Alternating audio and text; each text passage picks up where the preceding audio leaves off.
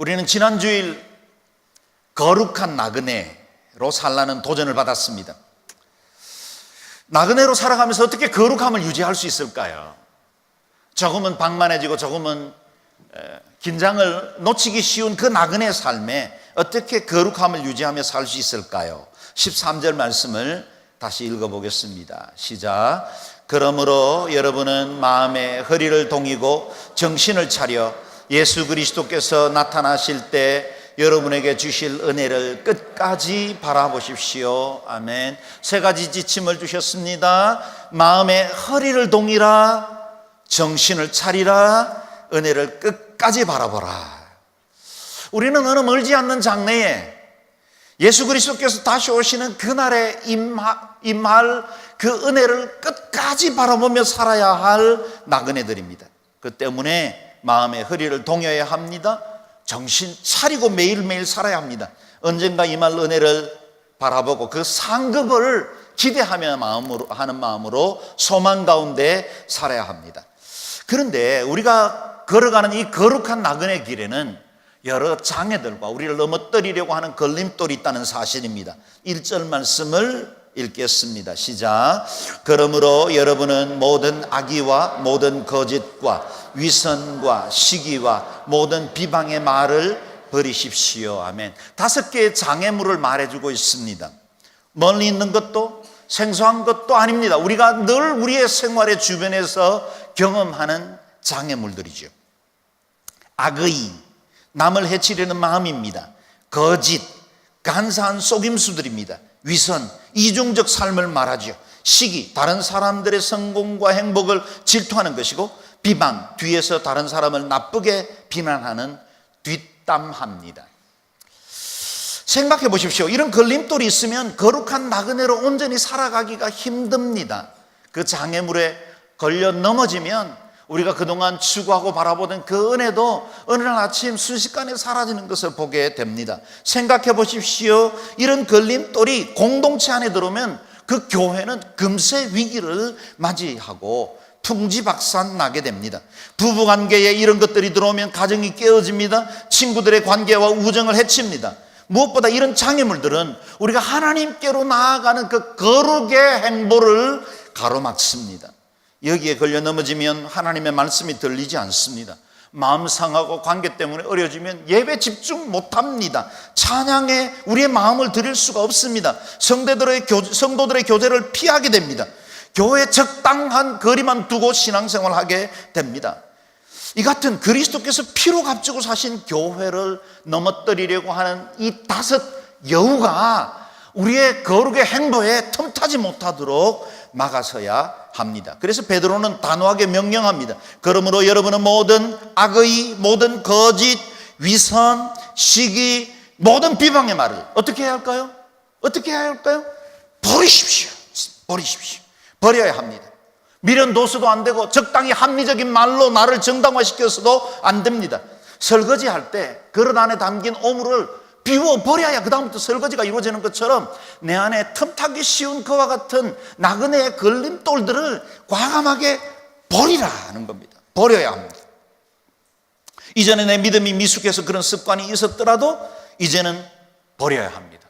이제는 공동체 관계에서 이런 실패들을 경험해서 그것이 마치 썬뿌리처럼 내 마음속에 남아있더라도 이제는 돌아서야 합니다. 우리의 마음은 진공 상태로 존재하지 않습니다. 무언가로 늘 채워져 있죠. 우리가 은혜의 빛으로 채우지 않으면 어둠이 우리의 마음 속에 들어와서 주인 행세를 합니다. 우리가 거룩으로 채우지 않으면 이 같은 5가지의 부정적인 것들이 우리의 마음에 들어와서 주인 행세하기가 쉽습니다. 그래서 이 거룩한 순례길을 가는 동안 우리가 늘 붙들어야 하는 것이 하나님의 말씀입니다. 2절 3절을 같이 읽겠습니다. 시작. 갓난 아기들 같이 신령하고 순전한 젖을 사모하십시오. 이는 여러분이 구원에 이르도록 자라게 하려는 것입니다. 여러분이 주의 인자하심을 맛보았으면 그렇게 하십시오. 아멘. 갓난 아기처럼 신령하고 순전한 젖을 사모하라 그랬습니다. 그 젖이 무엇입니까?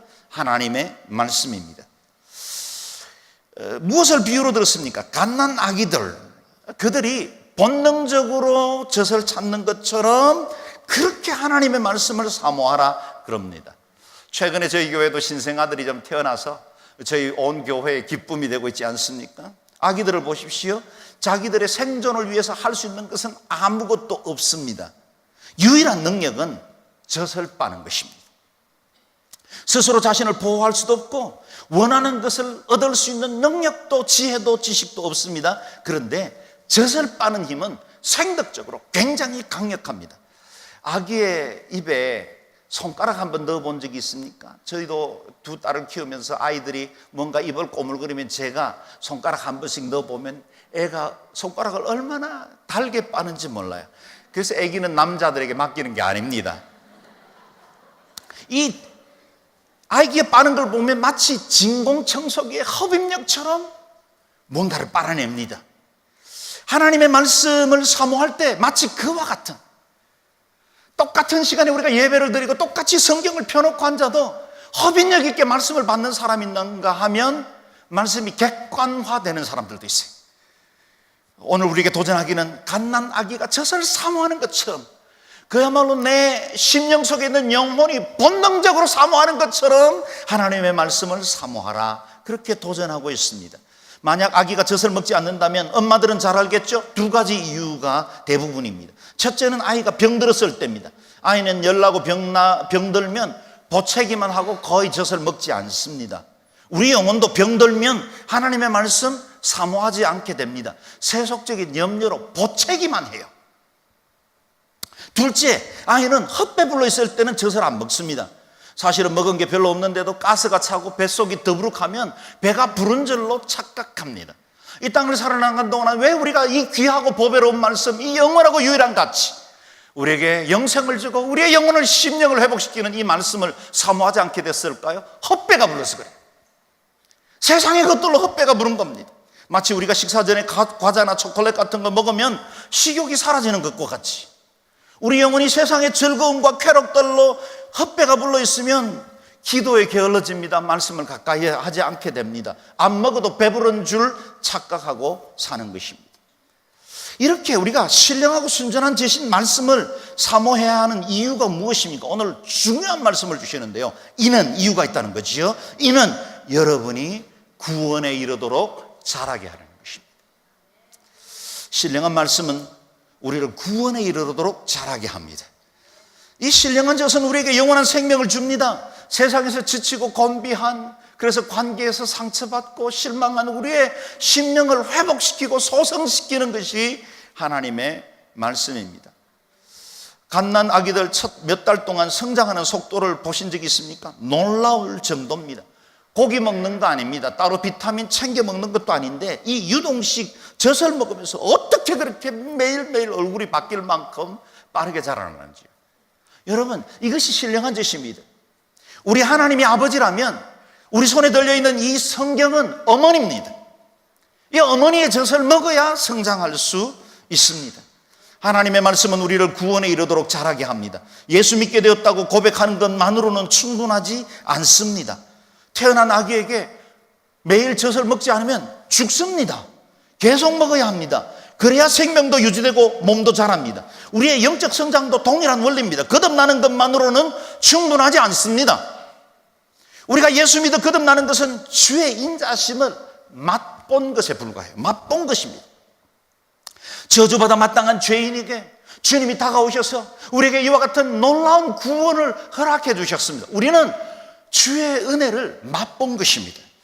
맛본 것만 가지고 배부르겠습니까? 맛본 것만 가지고 성장할 수 있겠어요? 간혹씩 대형 마트에 가면 여기저기 맛배기들 두지 않습니까?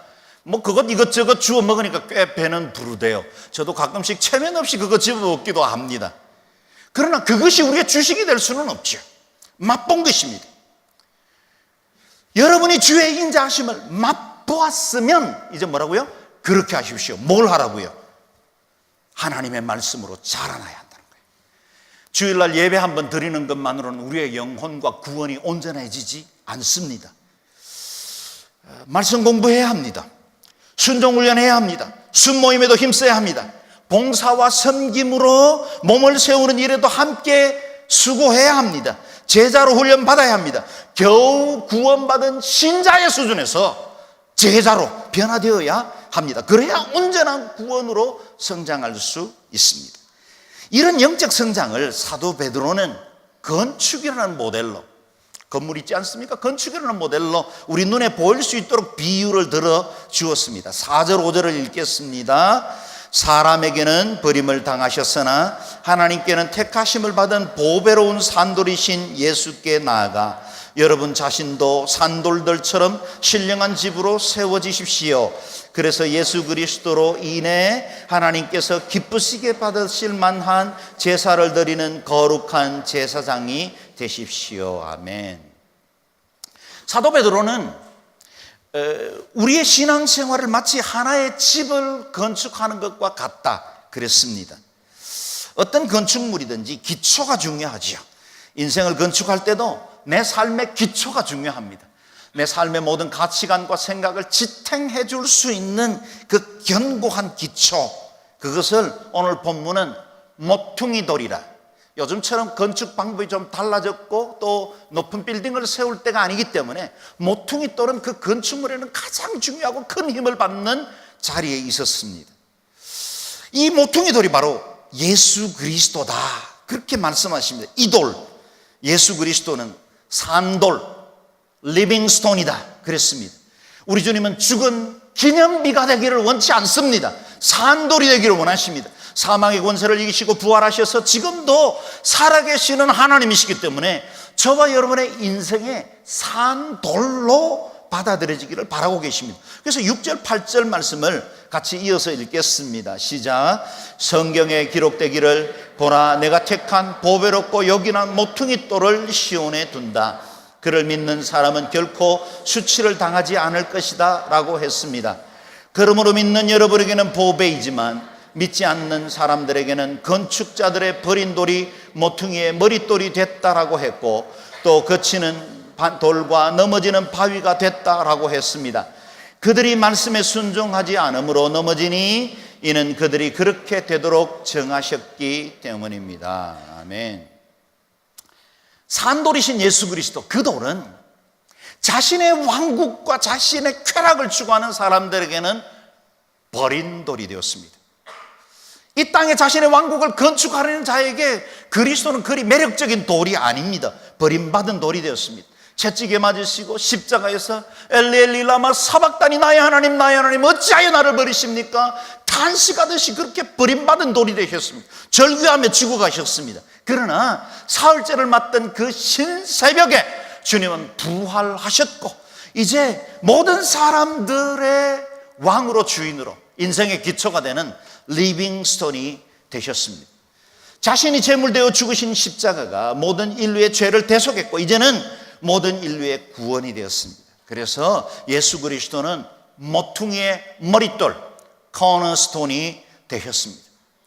하나님께서 택하신 보배롭고 요긴한 모퉁이 돌, 그것이 바로 예수 그리스도입니다. 그러므로 이 산돌을 자신의 인생의 기초로 삼는 사람들은 결코 망하거나 실패하지 않습니다. 마지막 날 심판대 앞에 섰을 때 결단코 수치를 당하지 않을 것입니다. 영화와 존귀로 만든 면류관이 우리를 기다리고 있기 때문입니다. 그런데 이 산돌은 모든 사람들에게 똑같은 기능을 하는 게 아니라는 것이 우리의 두려움입니다. 7절 8절을 다시 읽어보십시다. 시작.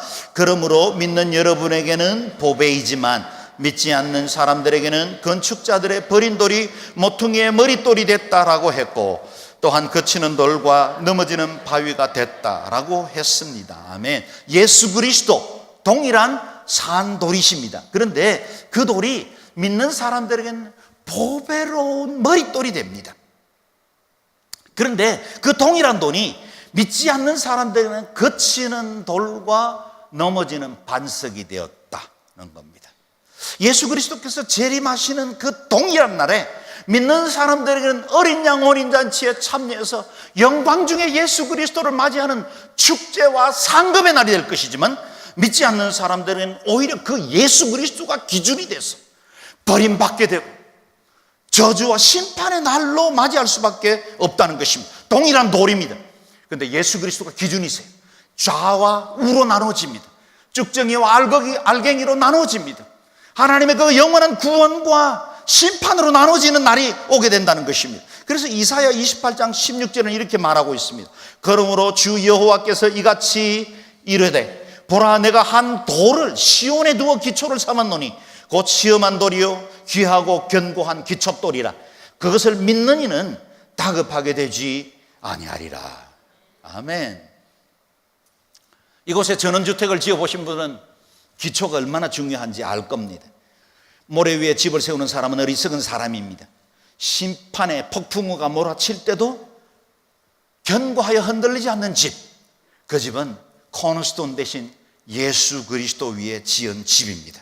지난주일 묵상했던 말씀 기억하실 것입니다. 모든 육체는 풀과 같고 그의 모든 영광은 풀의 꽃과 같도다. 풀은 시들고 꽃은 떨어지나 주의 말씀은 영원토록 있도다. 할렐루야. 이 세상의 모든 영광은 풀의 꽃과 같습니다. 지금 어쩌면 저와 여러분이 이 땅에서 즐거워하고 사람들에게 자랑질하고 그것이 내 인생의 안정감이 되고 있는 그 모든 것들은 풀의 꽃과 같은 것입니다. 사라질 거예요. 세상의 외모도 재산도 학력도 배경도 지금까지 사람들 앞에 나를 지탱해 줬다고 생각하는 모든 것들은 풀의 꽃과 같은 것입니다. 잠시 있다 사라지는 것입니다. 그러나 우리의 구원은 은이나 금같이 없어질 보배로 속죄 안 받은 것이 아니고 예수 그리스도의 보배로운 피로 얻은 구원인 줄로 믿습니다. 이 구원은 영원토록 변치 않는 하나님의 말씀이 이것을 보증해 주십니다. 산돌, 리빙스톤이신 예수 그리스도께서 여러분의 인생의 모퉁이돌, 코너스톤이 되게 하시기를 주의 이름으로 축원합니다. 산돌, 리빙스톤이신 주님께서 이제 우리에게도 산돌이 되라 말씀하십니다. 이 베드로전서를 썼던 사도 베드로는 그가 게바 연약한 갈대였지만 주님이 그를 부르시고 베드로 반석이 되어 본 적이 있는 사람입니다. 인간적으로 연약합니다. 세상 사람들에게 그다지 인정받지 못하는 어부 출신의 사람입니다.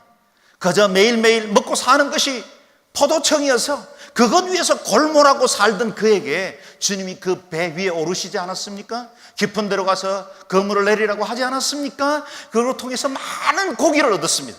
그런데 오히려 그 고기를 버려두고 이제까지는 그것 추구하고 그것 위해서 살았는데 그렇게 많은 고기를 얻었는데 그것 버려두고 예수 그리스도를 따랐습니다.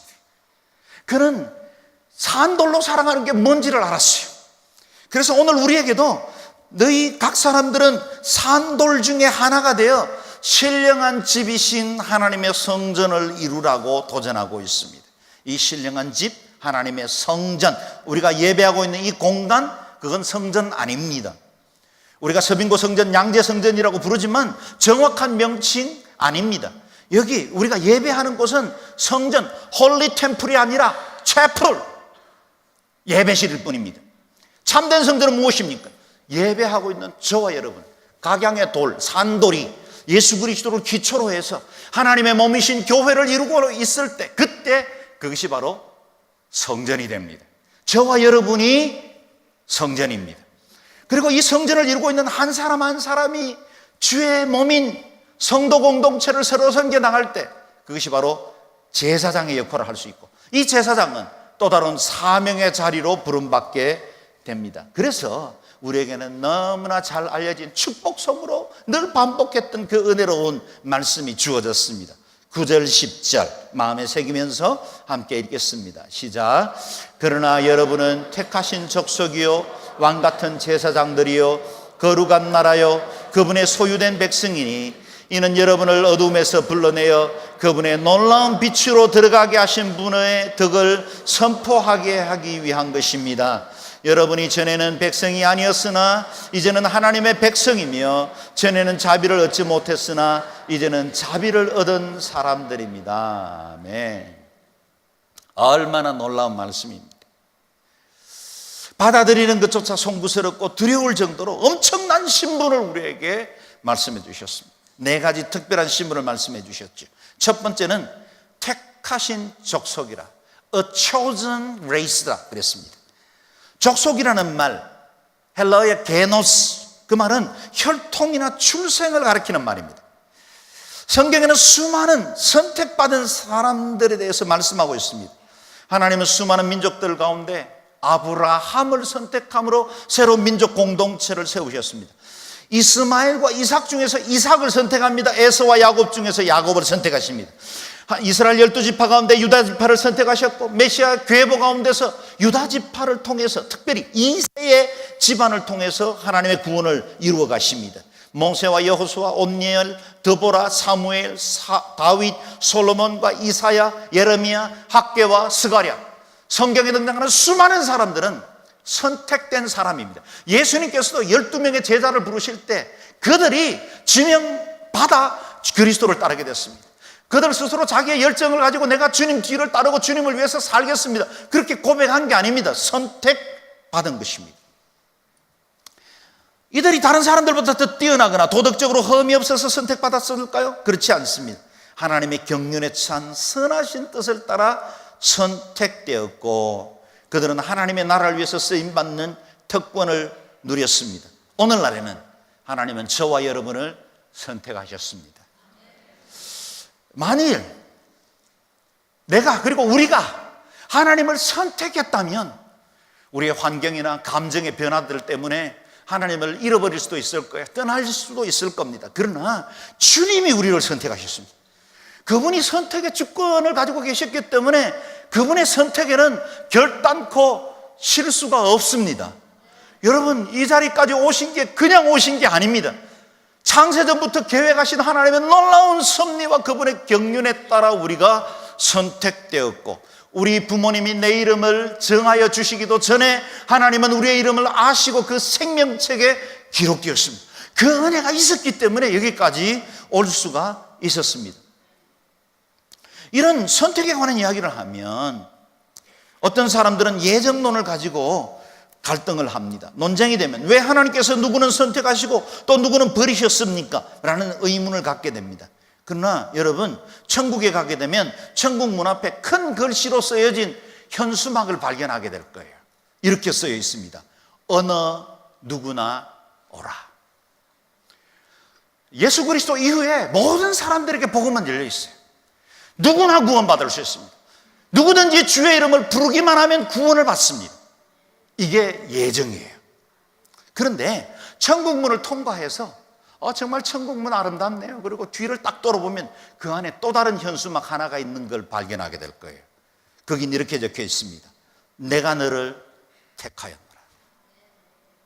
사랑하는 여러분, 인류를 향한 하나님의 구원은 활짝 열려 있어요. 그러나 구원받은 사람들은 압니다. 고백합니다. 내가 선택받았구나. 왜요? 내가 나를 보면 알잖아요. 내 양심이 증거하잖아요.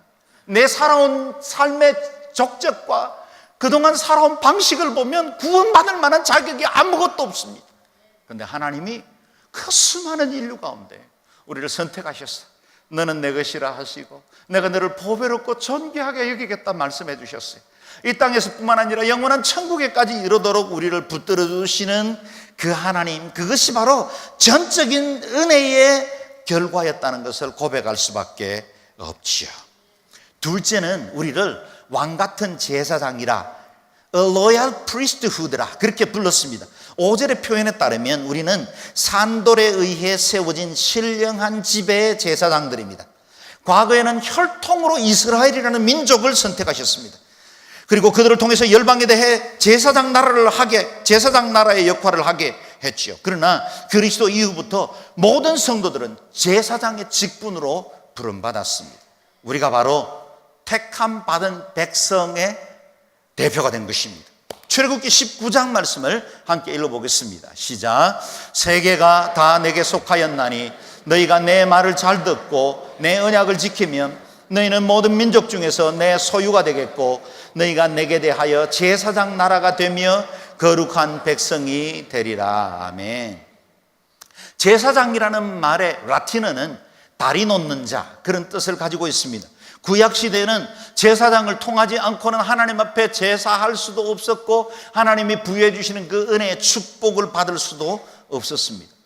제사장은 거룩하신 하나님과 범죄한 인간 사이에 다리 놓는 자의 역할을 한 사람들입니다. 인간의 죄를 하나님 앞에 가지고 나아가 용서를 구하고 하나님께서 베푸시는 은혜를 인간에게 전달해 주는 역할을 한 사람이 제사장입니다. 다리 놓는 자였죠. 그러나 예수 그리스도께서 우리의 죄를 사해 주시는 대제사장이 되신 이후부터 주님을 만난 모든 사람들은 제사장의 자리로 부름받았습니다.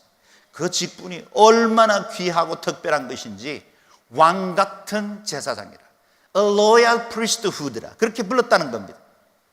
우리는 성전에서 이런저런 제사 일을 위해서 분요하게 섬기다가 버림받는 소모품으로 부름받은 게 아닙니다. 왕 같은 제사장입니다. 그리스도인은 왕이신 그리스도와 연합을 통해 그리스도와 함께 보좌에서 만국을 통치하며 왕 같은 거죠. 동시에 제사장으로서 하나님을 섬기며 예배하는 자이다. 제사장의 역할을 받은 것입니다. 이 땅에서는 우리가 제사장의 역할로 예배와 이웃과 열방을 섬기지만 천국에서는 하나님과 함께 왕노릇하는 때가 올 줄로 믿습니다. 세 번째는 거룩한 나라라, A Holy Nation이라 그렇게 불러주십니다. 그리스도인은 그 자체로 이스라엘을 대신하는 거룩한 나라로 신분이 바뀌었습니다. 구약시대는 성민이 따로 있었습니다. 은혜가 제한되어 있던 시대가 있었어요. 거룩한 백성은 아브라함의 혈통에 의해서만 이루어졌습니다. 제사는 레위인 지파만 감당할 수가 있었고 그 가운데도 특별히 아론의 후손만 대제사장을 할 수가 있었습니다. 혈통이었어요. 다분히 소수의 사람들에게 그렇게 주어졌습니다. 그러나 지금은 혈통적 개념도 지리적 개념도 아닙니다. 예수 그리스도로 인해서 거듭나 그 개인 속에 하나님의 통치가 이루어지기 시작하면 그 개인이 하나님의 나라입니다. 제가 하나님의 나라입니다. 여러분 개인이 하나님의 나라입니다. 여러분 안에서 하나님의 나라가 이루어졌고요, 우리를 통해서 하나님의 뜻이 이루어지게 될 겁니다. 마치 국가에서 파견된 대사들이 그 나라를 대표하듯이 그리스도인은 그리스도의 나라를 대표합니다. 우리는 땅에 살지만 하늘에 속해 있습니다. 하늘나라를 소유한 한 사람 한 사람이 곧 거룩한 나라로서 이 땅에 파송받은 것입니다. 넷째, 그의 소유된 백성이라 그랬습니다. A people for God's own possession. 하나님이 직접 소유하신 백성이 되었다.